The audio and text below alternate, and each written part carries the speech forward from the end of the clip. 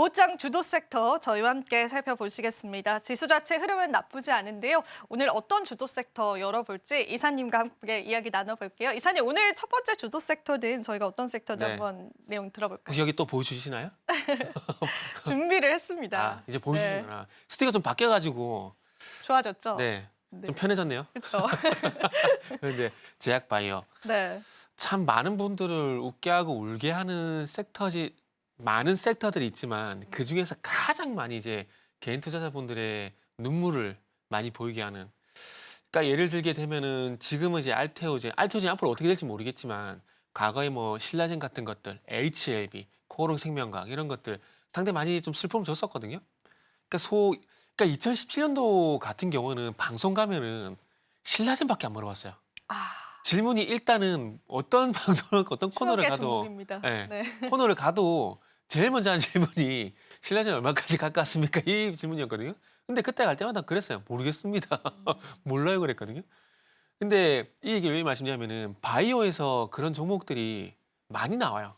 음. 많이 나오다 보니까 저 개인적으로도 바이오에 물렸던 경험들이 많거든요.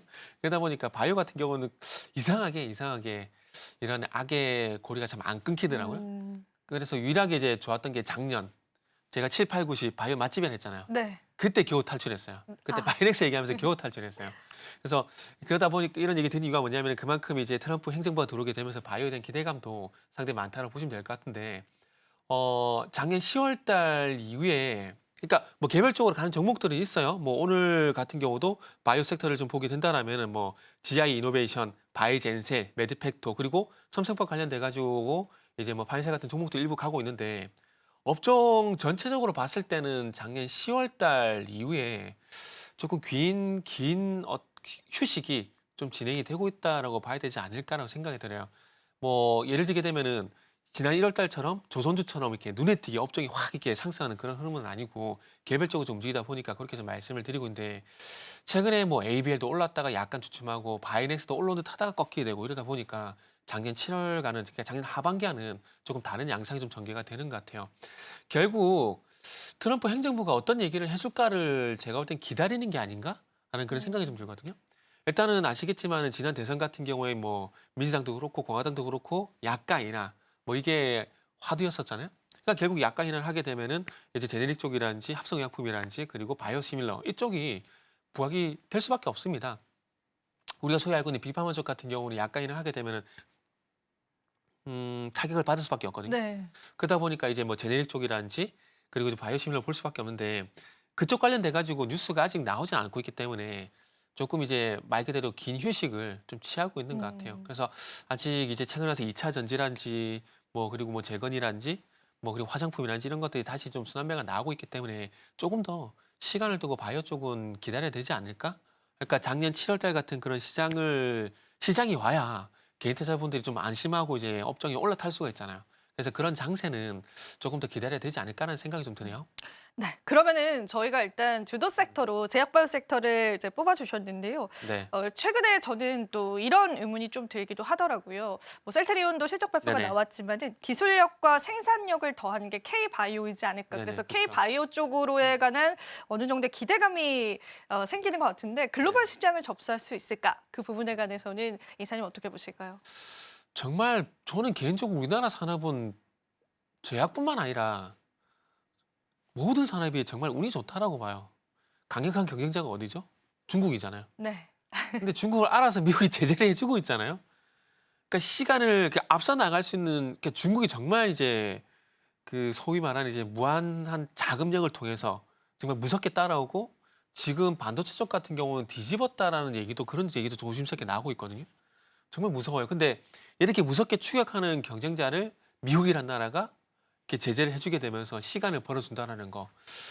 정말 이걸 잘 활용해야 되는데 참 삼성전자도 뭐 갑자기 얘기가 새버렸는데 삼성전자도 이런 기회를 좀 잘 살렸으면 좋겠다 생각이 들고 그리고 이제 뭐 우시바이오라든지 이런 제재를 하게 되면서 뭐 삼성바이오로스라든지 뭐 삼일제약이라든지 그리고 바이넥스라든지 이런 종목들이 좀 수혜가 될 수가 있는데 지금 삼성바이오로스 외에는 뭐 뚜렷하게 흐름이 나온 종목은 사실 없어요. 바이오시밀러 쪽 관련돼 가지고는 이게 뭐 CDMO 관련돼 가지고 수혜가 될 수밖에 없는데 그래서 어찌 보면은 그래서 첫 번째 질문에서 말씀을 드렸듯이 어찌 보면 이제 트럼프 행정부에서 어떤 정책이 나올지에 대한 부분들은 조금 기다려야 될 것 같아요.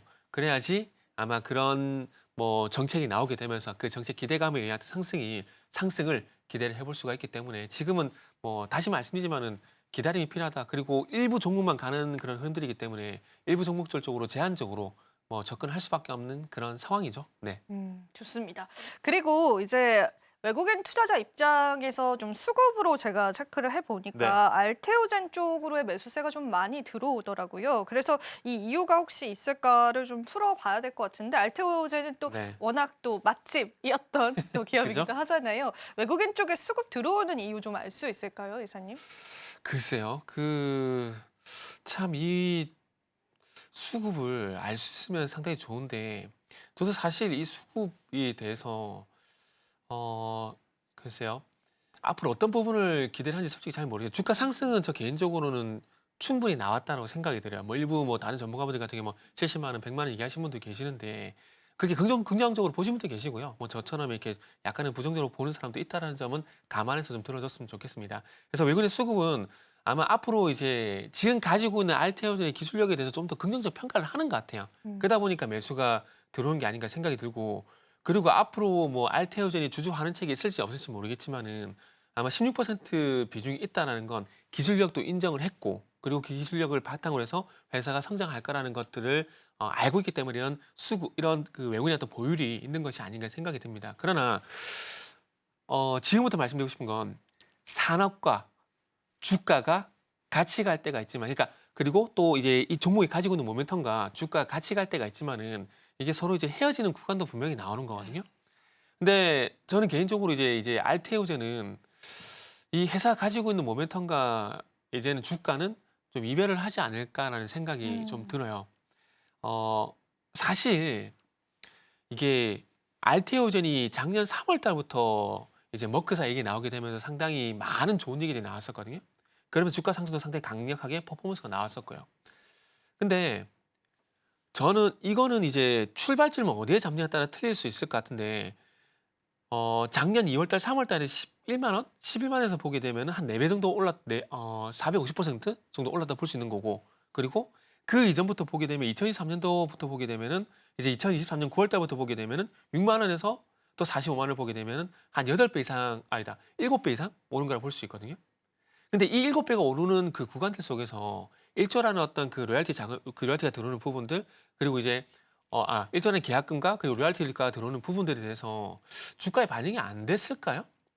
그것도 한번 고민을 해봐야 되거든요.